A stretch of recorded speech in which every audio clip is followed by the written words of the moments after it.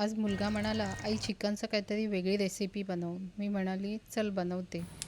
हिरवी मिरची, काजू आणि सुकं खोबरं याचं वाटण तयार करून घेतलं. कुकरमध्ये तेल घालून उभा चिरलेला कांदा लालसर परतून घेतला. आता त्याच तेलामध्ये खडे मसाले घातले आणि धुतलेलं चिकन घातलं. पुन्हा एकदा मस्त परतून घेतलं. आलं लसूण पेस्ट घातली आणि इतर सगळे मसाले घालून त्याच्यामध्ये एक वाटीभर ताजं दही घातलं. तळलेला कांदा, कोथिंबीर, पुदिना, चवीनुसार मीठ घातलं आणि चांगलं मिक्स करून घेतलं. आता त्याचमध्ये तयार केलेलं वाटण घातलं आणि पुन्हा एकदा चांगलं मिक्स करून कुकरचं झाकण लावून 2 शिट्या करून घेतल्या. कुकर थंड झाल्यानंतर झाकण उघडलं.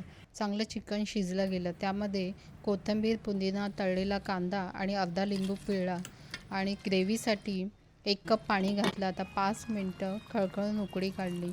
खाल्ल्यानंतर सगळेच म्हणाले, चिकन एक नंबर झालं.